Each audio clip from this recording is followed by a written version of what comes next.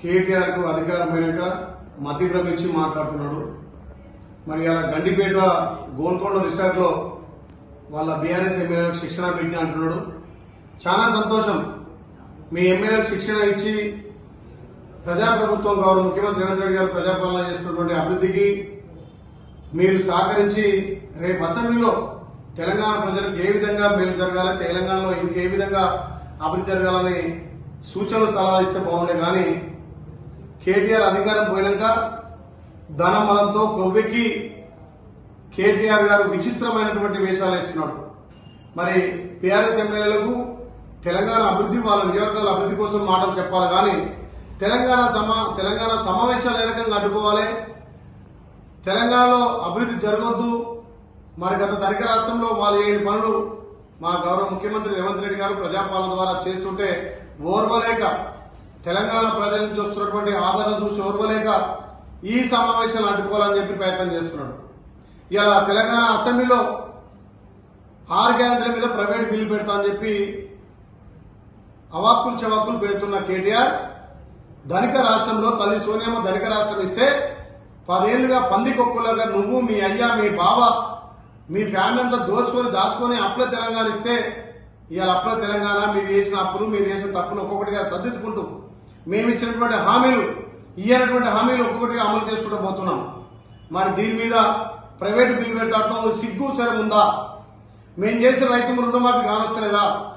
మేము చేసినటువంటి మహిళలకు పెద్దపీట, మహిళలకు ఉచిత బస్సుతో పాటు వడ్డీ లేని వాళ్ళని కళ్ళకు కానొస్తలేవా?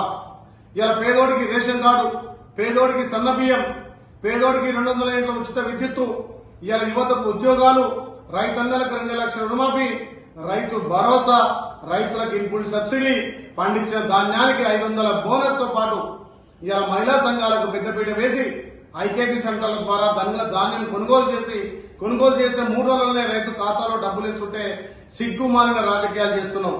10 ఏళ్ళలో మీ అయ్యా ఏం చెప్పిండు? రాష్ట్రం వస్తే రాష్ట్రానికి దళిత ముఖ్యమంత్రి అన్నాడు, దళితకు 3 ఎకరాలు అన్నారు, దళిత బంద్ అన్నారు, బీసీ బంద్ అన్నారు, ఇలా ఇంటికో ఉద్యోగం అన్నారు. ఏ రకంగా ఇచ్చిన హామీని నెరవేర్చలే. రైతులకు ఉచిత యూరియా అన్నావు, మరి ఎక్కడన్నా యూరియా బస్తా ఇచ్చిందా మీ అయ్యా? సిగ్గుమాలిన రాజకీయాలు చేస్తున్నావు కేటీఆర్. అప్పుల తెలంగాణలో మీరు చేసిన తప్పులు, మీరు చేసిన అప్పులు ఒక్కొక్కటిగా సర్దిద్దుకుంటూ మా గౌరవ ముఖ్యమంత్రి రేవంత్ రెడ్డి గారు, మా మంత్రులు, మా ఎమ్మెల్యేలు ప్రజాపాలన ద్వారా కడుపు కట్టుకొని మేము ఇచ్చిన హామీలు, ఇయ్యనటువంటి హామీలు అమలు చేస్తుంటే మీరు అసెంబ్లీ ఎలక్షన్ లో 38 సీట్లు వస్తే పార్లమెంట్ లో గుడుసుని వచ్చింది. ఇలా ఎమ్మెల్సీలో మీకు ఒక అభ్యర్థి దొరకలే. ఇలా హైదరాబాద్ లో జరిగినటువంటి జూబ్లీస్ కానీ, కంటోన్మెంట్ కానీ మీరు గెలవలేకపోయారు. సర్పంచ్ ఎలక్షన్ లో సత్తిలా పడ్డారు. మొన్న జరిగినటువంటి మున్సిపల్ ఎలక్షన్ లో మీకు డిపాజిట్ రాలే. ఏ ముఖం పెట్టుకొని నువ్వు ఇలా మాట్లాడుతున్నావు హామీల గురించి? దానికి రాష్ట్రంలో మీ అయ్యా, నువ్వు, మీ బావ మర్చిపోయినటువంటి అభివృద్ధి, మేము సంక్షేమం అభివృద్ధి చేస్తుంటే ఓర్వలేక తెలంగాణ ప్రజలు కాంగ్రెస్ పార్టీకి పట్టం కడుతున్నారని చెప్పి అసెంబ్లీలో సమావేశాలు అడ్డుకోవాలని చూస్తున్న కేటీఆర్ తస్మాత్ జాగ్రత్త. అసెంబ్లీలో నువ్వు ప్రతిపక్ష నాయకుడు, మీ నాయన ఫామ్ హౌస్ నడిపెట్టి అసెంబ్లీకి వచ్చి చర్చ చేయమను. మా 2.5 సంవత్సరాలు, ఇంకా 3 సంవత్సరాలు గెలవలే. మీరు 10 ఏళ్ళు చేస్తే 2.5 సంవత్సరాల్లో మేము అభివృద్ధి ఒకవైపు, సంక్షేమం ఒకవైపు చేసి చూస్తుంటే ఓర్వలేక చిల్లర మల్లర మాట్లాడుతున్నావు కేటీఆర్. తస్మాత్ జాగ్రత్త. బచ్చగానివి, తండ్రి చాటు నుంచి ఎమ్మెల్యేగా, మంత్రిగా నువ్వు మా ప్రభుత్వం, ప్రజాప్రభుత్వం, 140 సంవత్సరాల చరిత్ర గల కాంగ్రెస్ పార్టీని మాట్లాడే నైతిక విలువలు నీకు లేదు కేటీఆర్. ఇప్పటికైనా దమ్ము ధైర్యం ఉంటే అసెంబ్లీలో చర్చలకు సిద్ధం. ఇలా తాగునీటి విషయంలో గాని, సాగునీటి విషయంలో గాని, సంక్షేమాలు అభివృద్ధి విషయంలో గాని మా ప్రభుత్వం కట్టుబడి ఉండి ఒక్కొక్కటిగా అమలు చేసుకుంటూ పోతున్నాం. ఈ 2 ఏళ్ల పాలనలో ప్రజలు మమ్మల్ని ఆశీర్వదిస్తున్నారు కాబట్టి ఏ ఎలక్షన్లైనా కాంగ్రెస్ పార్టీ జెండా ఎగురుతుంది.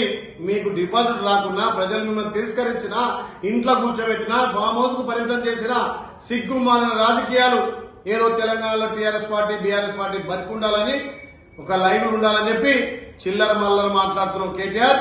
తస్మాత్ జాగ్రత్త. మళ్ళొక్కసారి మా ప్రభుత్వం గురించి గాని, మా ముఖ్యమంత్రి రేవంత్ రెడ్డి గురించి గాని, ప్రజాపాలన గురించి అవాకులు చెవాకులు పేల్తే బిడ్డ నాలుక వస్తాం. జాగ్రత్త. కేటీఆర్ ఒళ్ళు దగ్గర పెట్టుకొని మాట్లాడాల్సిందిగా మీకు హితం చెప్తున్నా. అసలైన తొలి వెలుగు. ఫాలో వాట్సాప్ @తొలి వెలుగు official.